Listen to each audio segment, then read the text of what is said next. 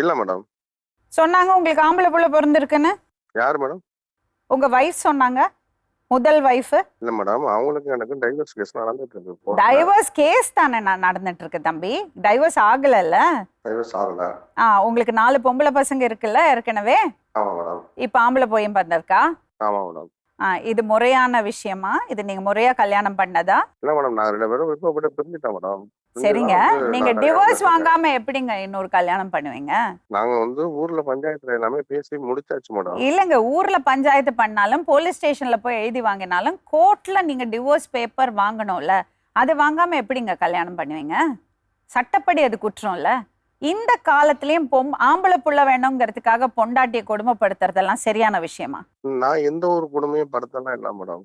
மனசாட்சி இல்லையா சக்திவேல்? இதெல்லாம் ஒரு பொண்ணு ஒரு வீட்டுக்குள்ள இருக்கா, உங்க மனைவி, உங்களுக்கு ஒரு உரிமை இருக்குங்கிறதுனால தானே நீங்க இவ்வளவு கொடுமைப்படுத்திருக்கீங்க. அவ சொல்றது விஷயங்கள் எல்லாம் காதுல கேட்க முடியல, அவ்வளோ கோவம் வருது.